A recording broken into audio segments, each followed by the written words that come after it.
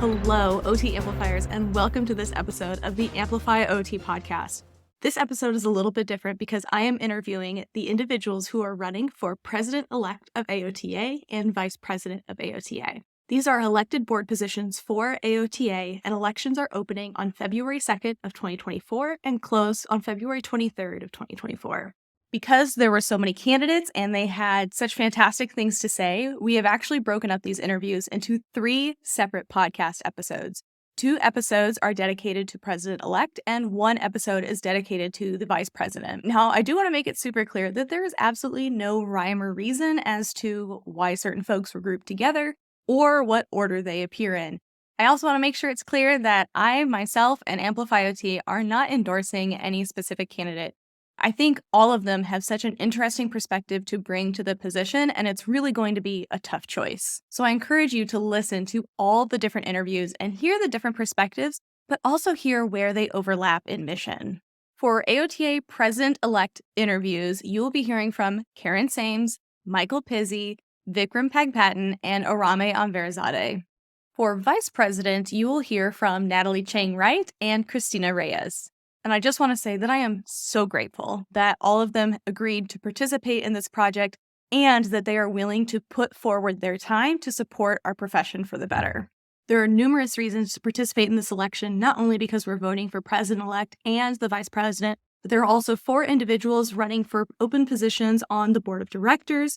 Now, unfortunately, many of these positions run unopposed. And while it's fantastic to see individuals who are getting involved and are willing to serve our profession, it's always great to have a choice. It's also unfortunate that for some positions, there were no nominations received, such as the Mental Health Special Interest Section Chairperson, the Home and Community Health Special Interest Section Chairperson, and the OTA Representative-elect to the Representative Assembly. Unfortunately, there were no RA nominations received in Alabama, Connecticut, Georgia, Illinois, Kansas, Maryland, Montana, New Hampshire, North Dakota, Ohio, Oregon, Rhode Island, and Wisconsin.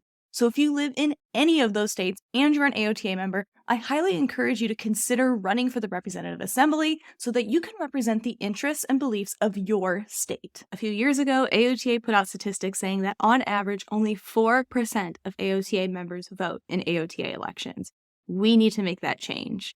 So without further ado, let's go ahead and dive into these interviews, and I can't wait to hear your perspectives. Our next interview is with Vikram Pagpatan. Dr. Pagpatan is a licensed and registered New York State occupational therapist and graduate of York College, CUNY. His clinical expertise includes the assessment and treatment of neuromotor pediatric conditions, congenital pediatric diagnoses, and the application of rehabilitative assistive technologies for individuals across the lifespan. As a dedicated educator and researcher, Dr. Pagpatan pursues his passion for education through instructing the Theory and Practice School-Aged Pediatrics Foundations 1 and the Assistive Technology course within the core curriculum of SUNY Downstate. He serves as a Master's Research Project Advisor and contributes annually to the NBCOT Board Examination Prep course at Downstate. Now, I'd like to go ahead and say that you may notice in this next interview that my voice does sound a little bit off, and that's because, unfortunately, I do have a cold. So please ignore any of the gravel in my throat, and let's go ahead and welcome Vikram Pagpatan. Well, welcome, Vic, again to the Amplify OT podcast. Why don't you go ahead and introduce yourself and tell us a little bit about you? First of all, Clarice, thank you so much for having me on again.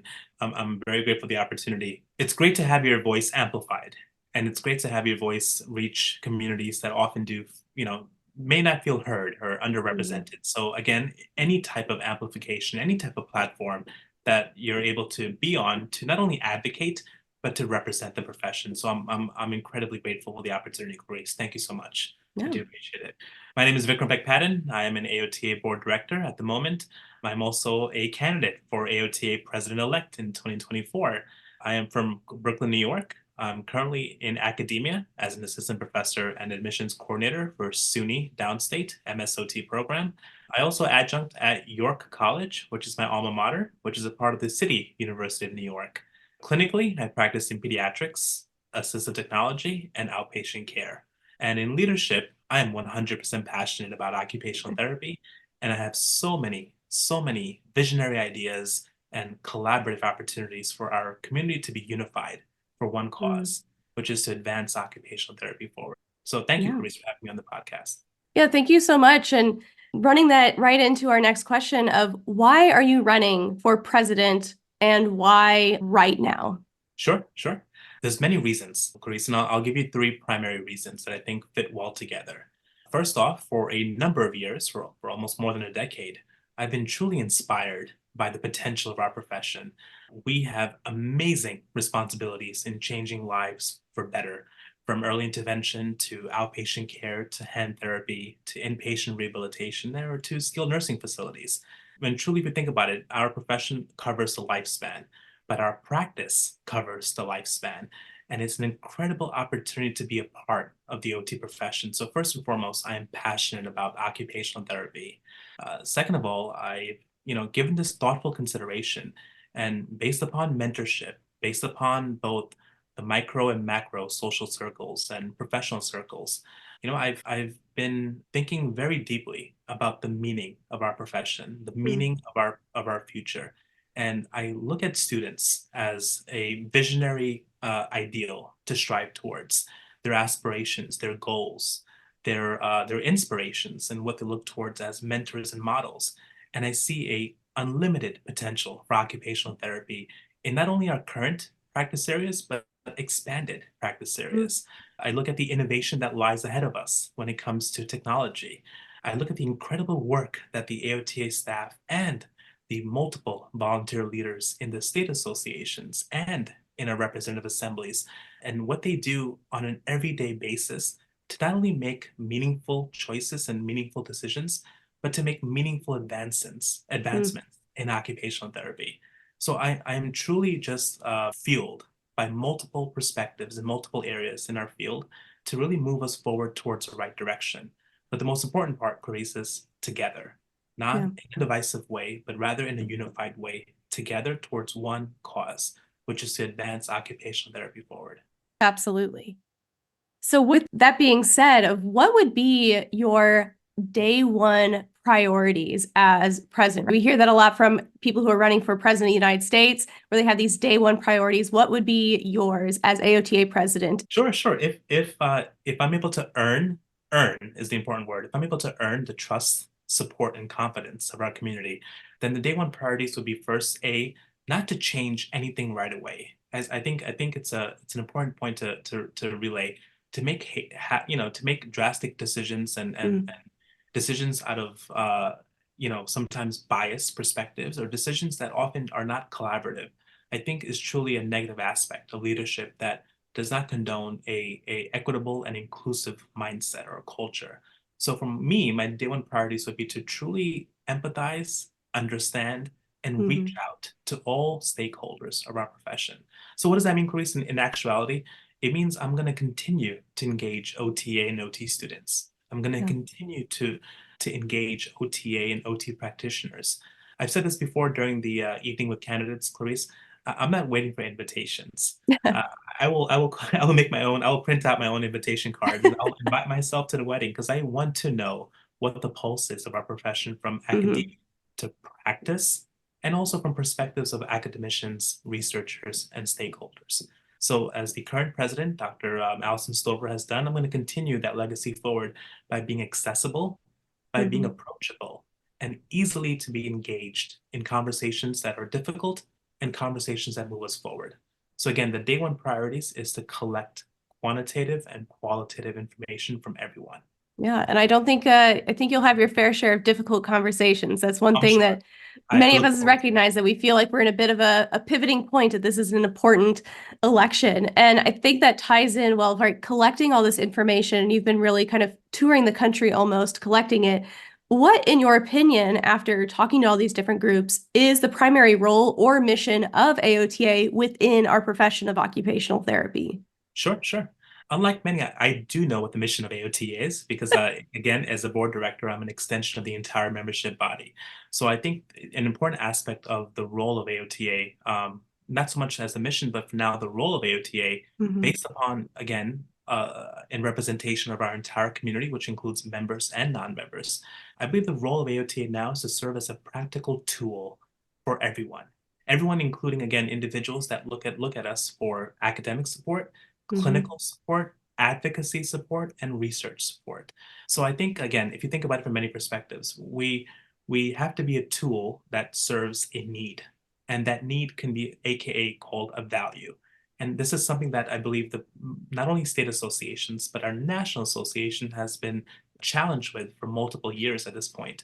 What is the value of membership? And this Yeah. does tie into our next question, but the gist is if AOTA serves as a tool that could be used for an objective that has a clear outcome, an outcome which either further advances practice, further advances research, makes the job of teaching OTA and OT students easier, whatever is tangible to the person.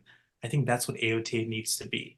It needs to be a tangible tool. And we did talk about this a little bit before, Clarice, but I do look at innovation and technology as almost like a guide or a hint where, again, if it's handheld, if it's easily accessible, and if it gives Hmm. us what we need at the moment efficiently, then AOTA can strive to be that tool that provides information and resources. Yeah. So, what is your opinion, or do you believe that membership's important with AOTA, and why or why not? Well, membership matters. So that's it first of all. And I'm laughing because again, it's an incredible way of looking at membership from a not an entitlement perspective, but rather to Hmm. understand, does membership matter? And if it Hmm. does matter, why? Now, Yeah. on the flip side, if membership does not matter, let's truly understand why. So yes, to answer your question, membership is a critical aspect in many places, not only in the national association, but in state associations as well, and as well as in other spaces. I think before we address or before we talk about the membership issue, which is again a factor across multiple areas, it's truly important to understand what exactly is it that our communities need. Hmm. And again, that also brings that concept where we may not be able to suffice all of the needs at the given time, right? At the current moment. And that's perfectly fine. But if our role is to advance occupational therapy forward as per our mission, we should be able to take that long walk with our members and Hmm. non-members in finding those resources. So I think that's what membership is that undeniable support across the board for our entire community, where if we don't have the answers, we can definitely build solutions together or build pathways towards those resources together. I think that's the pivotal point of membership. It's, again, a sense of community and belonging. Yeah, that's what it sounds like. That kind of to summarize that point of having a community to rely on. I think you and I've Correct. talked about this before that, especially when I was burnt out, the thing that kept me tied to this profession was my community of people that were both in my state association and within AOTA. Otherwise, I don't know where I would have wound up, Correct. right? Correct. It's almost like it's there whether you need it or Yeah, not. Right? And then, exactly. So why are you a member of AOTA? oh my goodness. So to me, membership is much more than just tangible outcomes or tangible results. I had this conversation with a plethora of institutions and clinics so far. It's almost like the value is a very subjective concept, right? And my values may not be your values, and that's what makes it beautiful that we have diverse values when it comes to our approach to membership. Why am I a member? I truly embrace the idea of having a community of support. I've said this in multiple ways, from state associations to national Hmm. associations. And I'm saying it in plural. There are multiple forms of national associations. Amplify OT is another form of membership that adds to the idea of leveraging resources to advance practice, to advance knowledge. I don't believe in just one entity having everything that you need in the lifespan of being an occupational therapy practitioner. I think there Hmm. are multiple ways of leveraging resources, again, to advance the mission forward. I'm a member because I've truly benefited from the community of support, from mentorship to academic supports, and also as a small business owner, I need AOTA as a brand, as a strong, reliable, understandable, noticeable brand of excellence to define my business. So I really quickly I've invested into a board certification within AOTA. So I have a BCP in pediatrics, and that has helped me tremendously to not only teach Hmm. pediatrics but to practice pediatrics. I've invested into the CLA, which is a certified leader in academia from the Academic Leadership Institute of AOTA, which has advanced my ability to feel more confident in my abilities to teach occupational therapy Hmm. education. So I can name a whole magnitude of other tangible outcomes. But the point is, again, With value comes service. With value comes giving back. So what Mm-hmm. membership has also allowed me to do is to engage state and national associations. I do believe it's reciprocal. I don't want to look at this as a concept where I must take, but I also must give back. And again, Yeah. if I'm looking for leadership opportunities, let me contact my state association board or state association president. If I'm looking for opportunities to collaborate with others nationally, let me go through my national association. Mm-hmm. Again, these are pathways to leverage. Yeah, I like to summarize sometimes as a choose your own adventure, right? Correct. You Right. get out what you put into it, and I think that's Correct. definitely true, especially with volunteering and getting Correct. into those roles. Correct. So here's our tough question. So our last workforce survey showed that about 25% of practitioners are considering leaving the field of OT. And AOTA also had a 7% drop in membership this past year. So in your opinion, are these issues related, and what's really the best way to address both our burnout issues within our profession as well as that membership problem? Sure, sure. I think first and foremost, the culture of looking at it as an opportunity to really explore a different avenue of a place where we most likely we have not been in this magnitude. We've been in membership drops before or membership Mm-hmm. crises before, but not in this magnitude. And then the idea of individuals or communities exiting the profession is another area that's an opportunity, not just a challenge, but to really understand the why. I think in any case, whether it's community practice or as a clinician, that occupational profile, right, Grace, that needs assessment, that understanding the chief complaint, the chief reason why we're interacting at the moment, I think that's critical. So in this case, I think it's important to understand that membership is related to a exodus of a number of communities that are leaving our profession.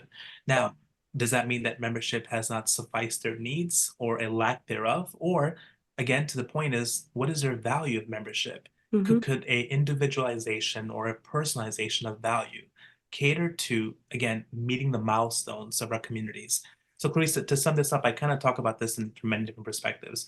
The student is right almost absorbed into academia, into expectations of academic excellence, Mm-hmm. milestones, grades, passing field work, passing their board exam, getting their first job, and so forth. These are milestones in the occupational therapy journey. My vision is to match membership to milestones, is to Mm. ensure that there is a clear support of that student who may not be struggling, but rather wants to be further challenged in their OT education. That student who wants to give back in prepping for the board exam to individuals across the board. It's almost like that membership is a tandem, is almost like a personalization of your strengths and agilities to match challenges. So I do think the crisis is at our doorstep. I don't Mm-hmm. think that it's a challenge. I think it's an opportunity to further revision what membership can be.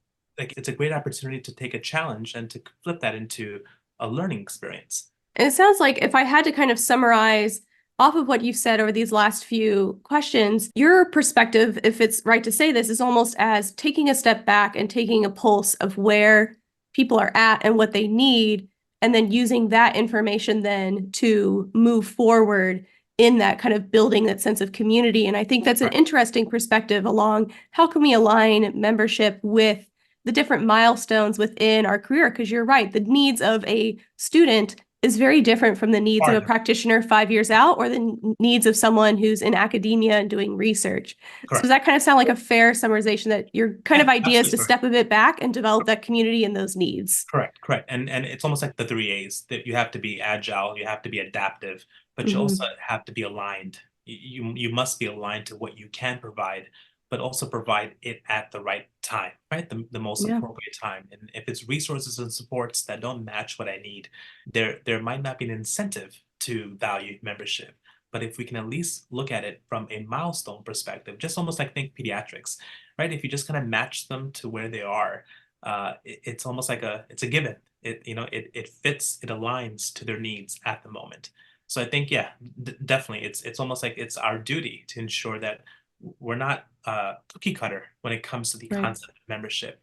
If we truly are going to be inclusive and embrace diversity and look at equity across the board, then it has to be personalized. Yeah. So what advice would you give to someone who's interested in volunteering or taking on a leadership role like you have? Oh, sure, sure. And most importantly, take the first step. Just like going to the Mm-hmm. gym, going to the gym, trying to jump off a plane to do skydiving or anything else. It's that first step that is incredibly difficult. But it's important to understand that many before you have taken that first step. And that first step is the most challenging, but there's a plethora of communities of supports that are out there. I think when it comes to volunteering, and I said this before previously, Clarice, but the idea of that you can be a volunteer leader as a student. You can Yep. embrace leadership opportunities and qualities as a student in academia, whether it's an OTA or an OT school. But looking at student associations as a great way to get a little bit of a macro view as to what Mm-hmm. leadership looks like in other spaces. Yeah. At that point, being a clinician, again, I think in volunteering and leadership, clinicians are an incredible aspect of our profession in the sense that they're doing the work that we are striving for in terms of advancing the Mm-hmm. profession.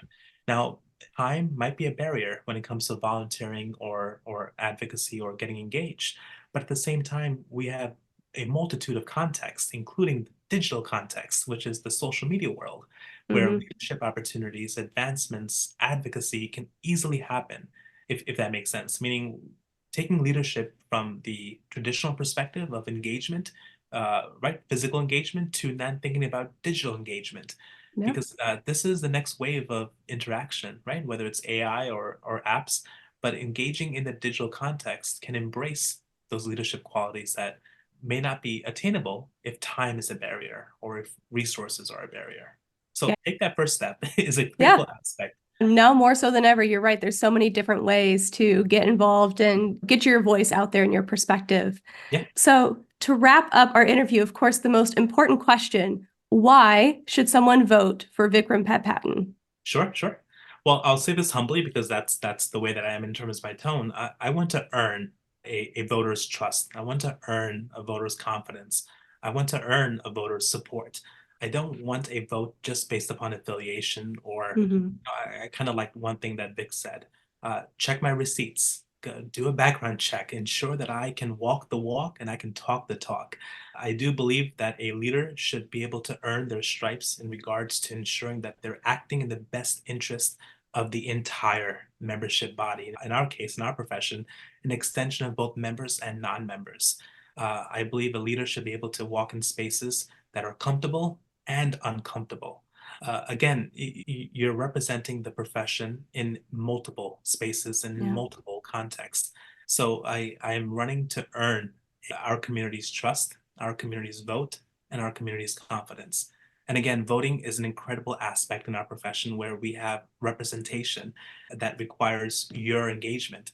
So, when we talk about representation matters, voting matters, occupational therapy matters, showing up and voting for where you would like the profession to be matters. So, and last thing, Clarice, I want to say there's a plethora of diversity of experience across Yeah. multiple slates. I think it's an incredible opportunity to rejoice and celebrate where we've been and where we are.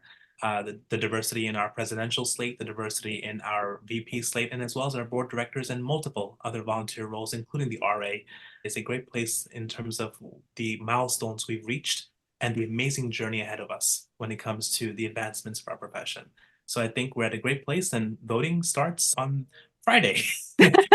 Well, thank you so much, Vic, for taking the time to speak with me and then to speak with everyone who is listening, our Amplifier community. Wish you the best of luck on your campaign, and thank you Thank so you, much for Clarice. coming in. Thank you, Clarice. Hey, I'm Clarice, and I'm the founder of Amplify OT, and thank you so much for either watching this video or listening to the Amplify OT podcast. If you haven't already, I strongly encourage you to listen to all the different interviews. And of course, I encourage you to join our Amplifiers community at learn.amplifyot.com in order to continue this important conversation. You can now join the Amplify OT membership for free, or we have our full access passes. I have the link in the description for you, or you can go to learn.amplifyot.com. You can also join our community by downloading the Amplify OT app, now available on iOS devices. Our mission at Amplify OT is to make learning about policy easy so that you can engage in advocacy. And a key part of advocacy is voting, so I sincerely hope you participate in this year's AOTA elections. Voting opens on February 2nd, 2024 and closes on February 23rd at 11:59 a.m. Eastern Time. And as a reminder, you must be a member of AOTA as of January 2nd in order to vote, and you must also be an active member at the time that you cast your vote. So thank you again to all the candidates for participating in this project. It is so exciting to see this level of energy around this election. And of course, I hope you come back to Amplify OT to learn more about Medicare, billing, policy, and advocacy, so that you can be the change that you want to see in our healthcare system and within our profession. Thanks so much again for watching, and don't forget to share this video so that others can hear what the candidates have to say. And, of course, make sure to subscribe to the Amplify OT podcast on your favorite podcast app. Remember, if you don't advocate for occupational therapy, who will?